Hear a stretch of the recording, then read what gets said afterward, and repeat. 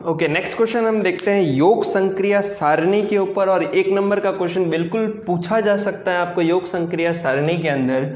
देखिएगा, योग संक्रिया सारणी जो है वो बेसिकली द्विआधारी संक्रिया के लिए ही व्यक्त की जाती है। ठीक है, हम उसी के लिए इस टेबल को बनाते हैं। अब देखिएगा, अगर आपके पास में द्विआधारी संक्रिया, अगर प्लस माइनस मल्टीप्लाई डिवाइड अगर ऐसा कुछ भी आता है तब आप उसको इजीली सॉल्व कर लेंगे। लेकिन अगर आपको मॉड पद्धति के माध्यम से अगर द्विआधारी संक्रिया को पूछा जाए, जैसे मॉड पद्धति के अंदर भी अगर मैं योग को डिफाइन करूं, मतलब a प्लस बी और उसका सफिक्स अगर मैं उसका m लिख रहा हूं, देन ये m इसका मॉड है।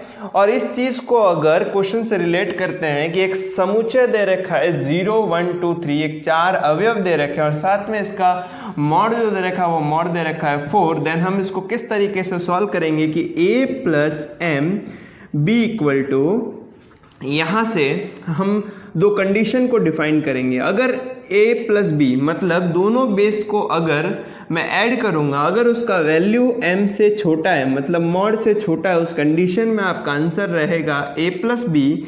और अगर a प्लस बी की value greater than and equal to m है, देन उसका कंडीशन में आपको शेष जो उत्तर है वो शेषफल लिखना पड़ेगा। ठीक है, तो देखिएगा कैसे, जब भी आपको इस टाइप का क्वेश्चन आता है और योग संक्रिया सारणी बनाने को बोलता है, तब आपको क्या करना है, आपको एक ऐसा टेबल डिजाइन करना है, जितने भी अवयव है उसी अकॉर्डिंग उसका रो बनाना है और कॉलम। देखिए 4 है तो मैं 4 ही रो टाइप से बनाऊंगा। देखिएगा 0 1, कॉलम इंक्रीज कर रहा हूं 2 और ये आ गया 3। देखिएगा 4 कॉलम बन गए। नेक्स्ट अगर मैं यहाँ से बात करूँ रो की, तो ये आपका 0, ये आपका 1, जो भी अवयव दे रखे हैं वो आपको अवयव इस तरीके से लिखना है। ठीक है, क्लियर हो गया होगा आपको। ये आपका 3, और इस बॉक्स में क्या लिखना था, इस बॉक्स में आपको ये जो द्विआधारी संक्रिया दे रखी है उस द्विआधारी संक्रिया को यहाँ लिखना है, मॉड 4। ठीक है, अब देखिएगा इसको सॉल्व कैसे करना है। तो यहाँ आपके पास में ये दो आधार ये रहे, ये 0 और ये 0, तब आपको एक यहाँ आपको संख्या नहीं मिलने वाली। देखिएगा ये a बेस है, ये आपका b बेस है और इसका मॉड क्या है, तो मॉड आपका 4 है। तो देखिएगा 0 और 0 को ऐड किया। देखिएगा यहाँ से 0 और 0 को अगर मैं ऐड करूंगा और 0 की वैल्यू, अगर मॉड की वैल्यू फिक्स है क्वेश्चन में 4, अगर ये कंडीशन ट्रू है तब तो आपका एडिशन ही होने वाला है, और अगर ये कंडीशन ट्रू नहीं है तो आपको उसका शेषफल लिखना पड़ेगा। ठीक है, तो यहाँ से क्या करेंगे, 0 और 0 को ऐड किया, बिल्कुल 4 से छोटा है तो हम क्या करने वाले हैं, यहाँ से 0 ही लिखने वाले। 0 और 1 कितना हो गया, अगेन 4 से छोटा 1। 0 और 2 कितना हो गया, अगेन 4 से छोटा। 0 और 3 अगेन 4 से छोटा। देन आपका फर्स्ट वाला जो रूल है उसी के अकॉर्डिंग हमको सिर्फ और सिर्फ एडिशन ही लिखना है। नेक्स्ट बात कर रहा हूँ 1 और 0, 1 अगेन 4 से छोटा। नेक्स्ट 1 और 1 कितना हो गया, 2, ये भी 4 से छोटा है।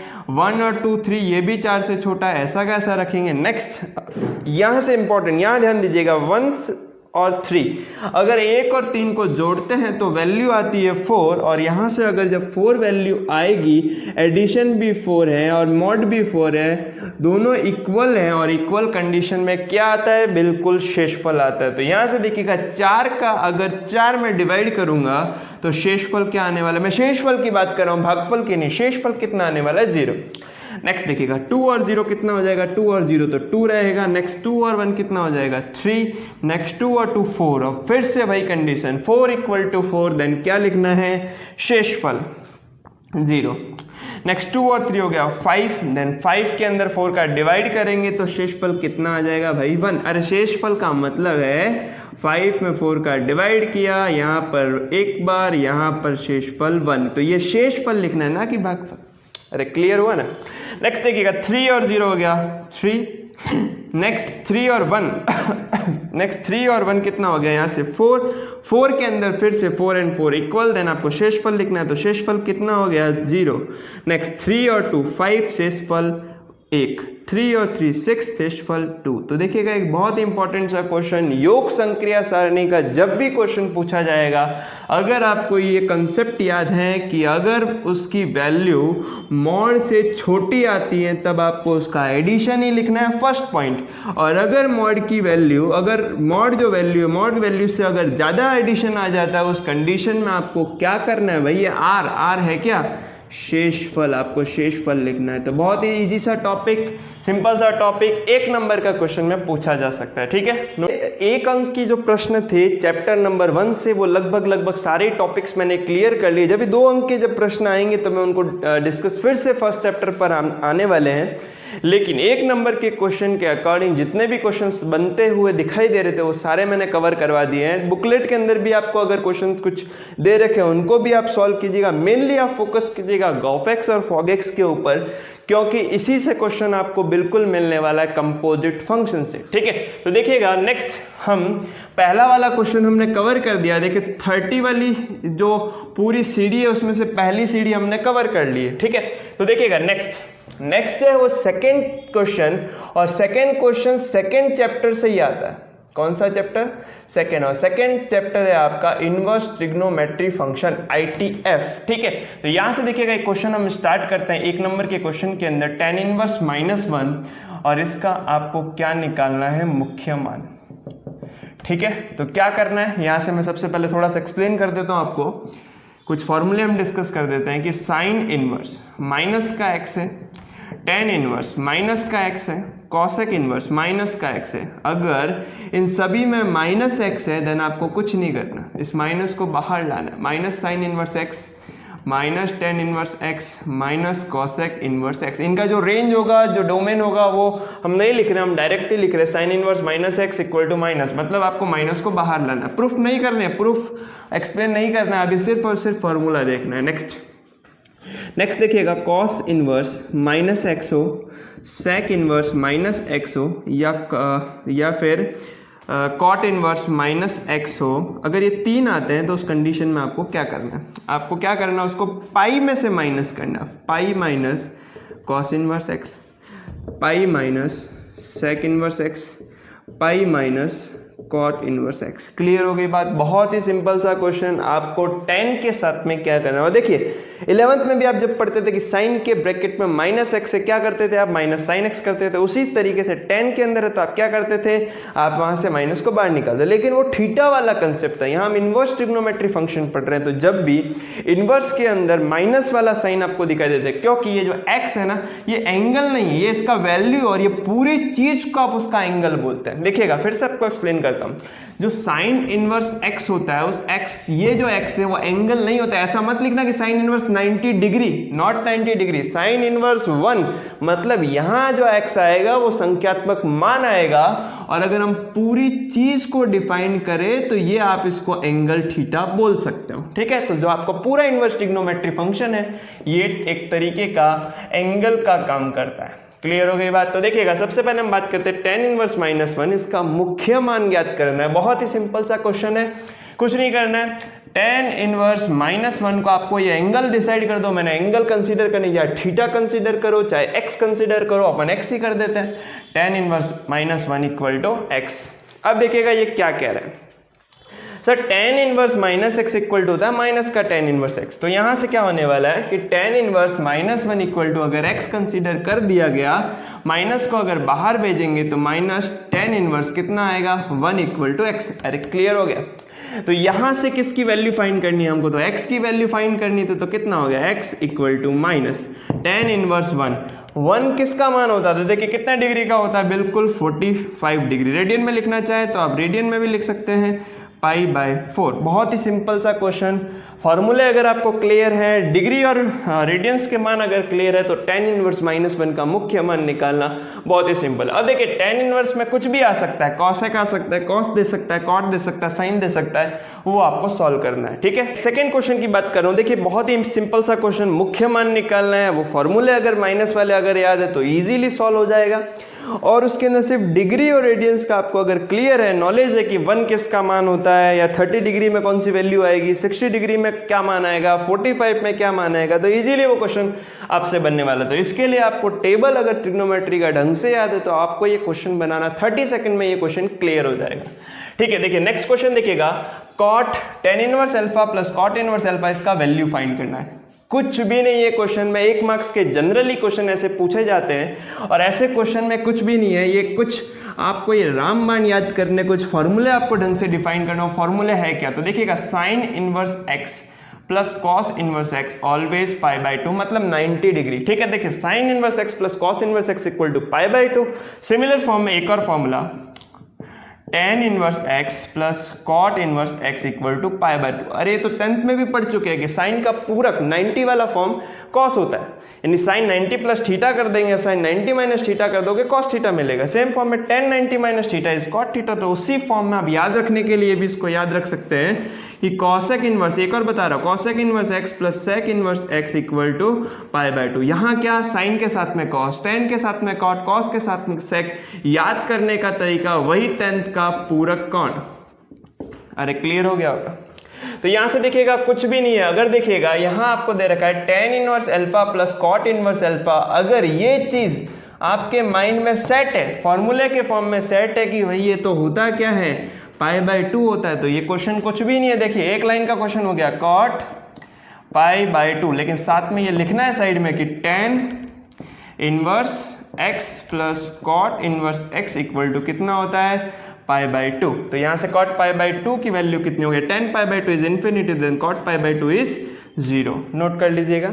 ओके, सेकंड क्वेश्चन आपका बिल्कुल कवर हो गया है। Sine inverse x plus cos inverse x is equal to pi by 2। तो ये क्वेश्चन साइन कॉस से भी डिफाइन किया जा सकता है। अभी आपने जो क्वेश्चन देखा वो tan कॉट से था, साइन कॉस से भी उस क्वेश्चन को डिफाइन कर सकते थे। लेकिन अब वाला जो क्वेश्चन आपको दिखाई दे रहा है, एक नया क्वेश्चन, फिर से एक नया फॉर्मूला आपको याद रखना पड़ेगा। tan inverse 3x plus tan inverse 2x equal to pi by 4। Then किसकी वैल्यू फाइंड करनी है, x की, मतलब x का ऐसा क्या मान रखेंगे कि इन दोनों का एडिशन पाई बाय 4 हो जाएगा। तो देखिएगा यहां से करना क्या, यहां से आपको कुछ फॉर्मूले याद रखने हैं। tan inverse x plus tan inverse y बिल्कुल याद होना चाहिए। tan इनवर्स क्या हो जाएगा, x plus y divided by 1 minus x y. देखिए प्लस है ऊपर तो प्लस है और नीचे है तो नीचे इसका अपोजिट 1 माइनस एक्स वाई। मतलब दोनों का एडिशन करना है, दोनों का मल्टीप्लाई करना है, एक में प्लस लगाना है, एक में माइनस लगाना है। यहां से देखिएगा अगर यही साइन, इसी में बता देता हूं या कंफ्यूज हो जाऊंगा आप, तो tan इनवर्स x एक बार और लिख देते, tan inverse y tan inverse. देखिए एक बार क्या करना है, माइनस है तो माइनस करना है और मल्टीप्लाई का तो रिवाज है ही, लेकिन अगर माइनस है तो माइनस आएगा और नीचे जाना है तो उसका अपोजिट साइन प्लस लग जाएगा। अरे क्लियर है ना, बहुत ही सिंपल सा टॉपिक है और इन दोनों फॉर्मूले से क्वेश्चन पूछे जाने की पॉसिबिलिटी बनती है। तो देखिएगा वैसा ही एक क्वेश्चन x की वैल्यू फाइंड, बोर्ड में पिछले ईयर में आ चुका है ये क्वेश्चन कि tan inverse 3x plus tan inverse 2x equal to pi by 4, then x का क्या मान होगा। तो देखिए tan इनवर्स प्लस है तो दोनों को प्लस कर देते हैं, 3x प्लस 2x, दोनों का क्या करना है, मल्टीप्लिकेशन तो करना ही है 6x स्क्वायर, और यहाँ 1 के साथ में क्या, यहाँ प्लस है तो यहाँ प्लस और नीचे क्या होता है, माइनस। अरे कुछ याद करने की भी आवश्यकता नहीं है। देखिए tan के फॉर्मूले में यहाँ क्या करना है, प्लस है तो प्लस लगाना है, मल्टीप्लाई तो ऑलवेज करना है, साइन अगर नीचे है तो उसका अपोजिट लगाना। क्लियर। तो यहां से देखिएगा ये किसके इक्वल है भाई, पाई बाय 4 के। अब ये tan इनवर्स को, ये tan इनवर्स आपको जो दे रखा है, अगर मैं tan यहां पर ले लेता हूं, मतलब tan इनवर्स tan x क्या मिलेगा, x, then 3x plus 2x कितना हो गया, 5x, 1 minus 6x square. Sir ये tan इनवर्स कहाँ, तो यहाँ देखिए tan इनवर्स है तो यहाँ क्या बन जाएगा, tan पाई बाय 4। अरे क्लियर। अब ये tan पाई बाय 4 बहुत ही famous, tan pi by 4 tan 45 कितना 1, तो 5x 1 minus 6x square equal to 1। यहाँ से क्या हो जाएगा, 5x equal to 1 minus 6x square. पक्षांतरण कर दीजिएगा, 6x स्क्वायर प्लस का 5x माइनस का 1 इक्वल टू 0। भाई क्या टुकड़े हो रहे हैं यहाँ से, बहुत ही सिंपल। 5x आपको एडिशन में लाना है, मल्टीप्लाई में -6 आना चाहिए, तो क्या हो जाएगा, देखिएगा इसको मैं यहाँ सॉल्व कर लेता हूँ कि 6x square plus 5x minus 1 equal to 0, then 6x square plus 5x मतलब 6x माइनस 1 इक्वल टू 0। मतलब देखिएगा 6x में से x गया तो 5x आएगा, बहुत ही सिंपल है। यहाँ से कॉमन आ रहा है 6x तो बच जाएगा x प्लस 1, माइनस 1 कॉमन आ रहा है तो x प्लस 1, दोनों सेम है, मतलब सही किया है। कितना आ गया, 6x minus 1, x plus 1 equal to 0, then x की वैल्यू यहाँ से आ गई 1/6 और x की वैल्यू आ गई -1। अरे एक क्वाड्रेटिक इक्वेशन को सॉल्व करना क्या समझाना है, बचपन से सीखते आ रहे, 12th बोर्ड में आ गए तो आपको ये वाला चीज तो बिल्कुल सॉल्व करना आना चाहिए। तो देखिए x की दो वैल्यू आ गई, -1, 1/6, दोनों वैल्यू पर आपका पाई बाय 4, ये आपका क्वेश्चन। ठीक है, दोनों ही फॉर्मूला आपको क्लियर होने चाहिए, नोट कीजिए। ओके, नेक्स्ट क्वेश्चन आपको दे रखा है tan inverse x plus tan inverse y वाले जो फॉर्मूले थे, दोनों ही फॉर्मूले बहुत ईजी है। देखिए प्लस है तो प्लस करना ही है, माइनस है तो माइनस करना ही है। तो देखिए प्लस माइनस तो करना ही है, लेकिन उसके साथ में मल्टीप्लाई अपॉन में रहेगा, और साइन जो है अगर ऊपर है तो वही निशान, और अगर नीचे जा रहे हैं तो क्या लगाना है, अपोजिट साइन। ठीक है, बहुत ही सिंपल से फॉर्मूले थे।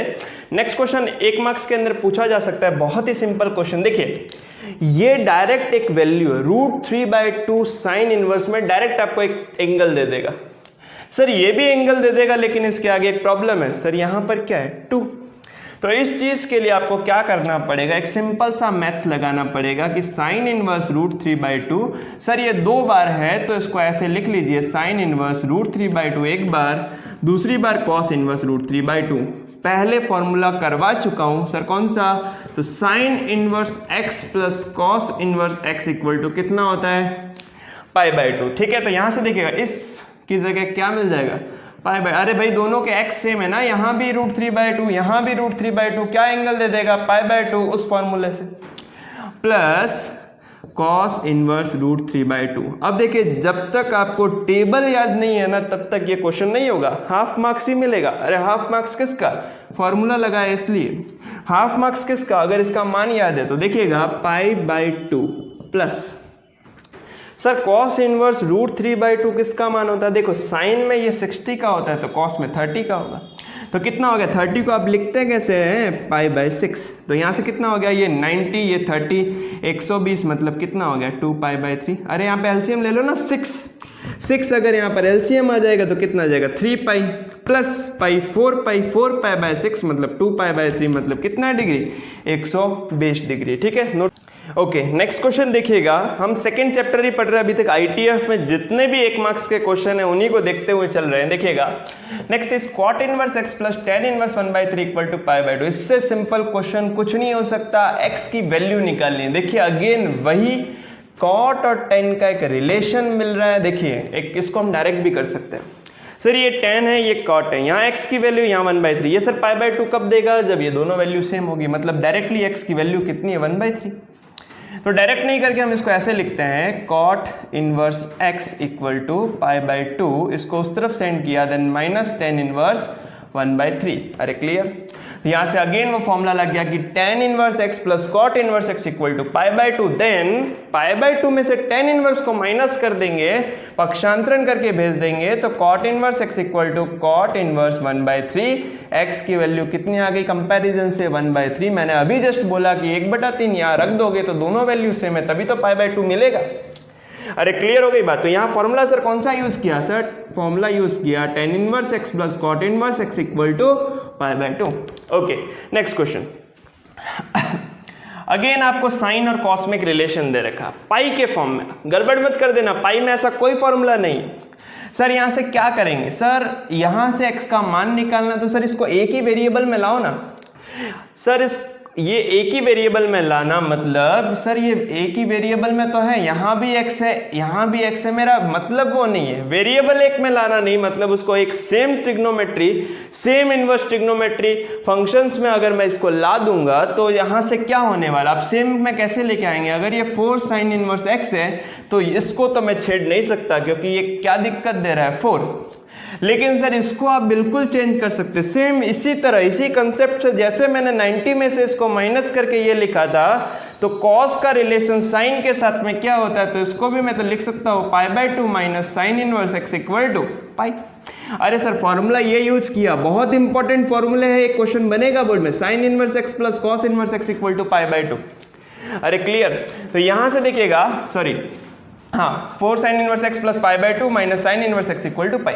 अब 4 में से एक साइन इनवर्स x गया तो कितना आया 3 साइन इनवर्स x, और यहां से पाई, ये प्लस का π/2 इधर गया तो माइनस का π/2, 3 sine inverse x equal to कितना हो गया भाई, 5 में से π/2, तो sine inverse x equal to π/6। Then x की वैल्यू आप बता दीजिए भाई, साइन π/6, साइन 30 कितना होता है 1/2। बहुत सिंपल सा क्वेश्चन, नोट कीजिए। नेक्स्ट क्वेश्चन हम देखेंगे, बहुत ही इंपॉर्टेंट है, आज हम सिर्फ 2 क्वेश्चन और देखने वाले, लास्ट 2 क्वेश्चंस के बाद में हम बाकी के क्वेश्चंस कल देखेंगे। देन आपके पास में cos pi by 2 plus sine inverse 1/3 sine inverse 3/4 plus sec inverse 4/3 equal to x. देखिएगा सेकेंड चैप्टर के लगभग 1 मार्क्स के क्वेश्चन खत्म हो गए हैं। कुछ ही नॉर्मल फॉर्मूले के ऊपर ही क्वेश्चन पूछा जाएगा। बहुत सिंपल फॉर्म है क्योंकि 1 मार्क्स का क्वेश्चन बहुत इजी होता है और इजी क्वेश्चंस में आपको ये दिखने वाले हैं। ठीक है, तो यहां से देखिएगा कुछ भी नहीं करना है इन क्वेश्चंस के अंदर। हम स्टार्ट करते हैं। यहां आपका कंसेप्ट लगेगा 11th का। मैंने जस्ट बताया ITF क्या काम करता है एक एंगल का। सर cos π/2 एंगल जरूर है, यहां भी सर ये एंगल के फॉर्म में। सर इसको इसके अंदर ही क्यों लिखा है? अरे आपने बिल्कुल पढ़ा है ना cos 90 प्लस थीटा। अरे cos 90 प्लस थीटा होता कितना है? तो cos 90 प्लस थीटा 90 पे ट्रिग्नोमेट्री रेशियो cos जो हो जाएगा वो किस में चेंज हो जाएगा? साइन में। और यहाँ पर प्लस लगेगा या माइनस, तो चतुर्थांश के कंसेप्ट में 90 प्लस जो होता है उसमें साइन और कॉसेक ही पॉजिटिव होते हैं, लेकिन यहाँ क्या है? cos, तो यहाँ क्या आएगा निशान? माइनस। तो यहां देखिएगा cos 90 प्लस थीटा। अरे सर सपोज इसको थीटा कंसीडर करो ना, तो सपोज इसको थीटा कंसीडर करते हैं तो यहां से आ जाएगा माइनस साइन थीटा कितना आ गया? Sign inverse 1/3। ये तो फॉर्मूला आपका 11th का ही था, कोई दिक्कत ही नहीं है। चतुर्थांश का कंसेप्ट यहां सर एक फॉर्मूला और लगेगा। सर अगर साइन इनवर्स x है तो क्या मिलेगा? x। अगर साइन इनवर्स साइन x है तो भी क्या मिलेगा? x। तो यहां से देखिएगा साइन है, साइन इनवर्स है, x, तो value is -1/3 answer. Next question, sine inverse 3/4 plus sec inverse 4/3 equal to x। यहां से आपको किसकी वैल्यू निकालनी है? x की। बहुत सिंपल सा क्वेश्चन, मन की आंखों से इस क्वेश्चन को देखोगे तो इसका आंसर डायरेक्टली π/2 है सर।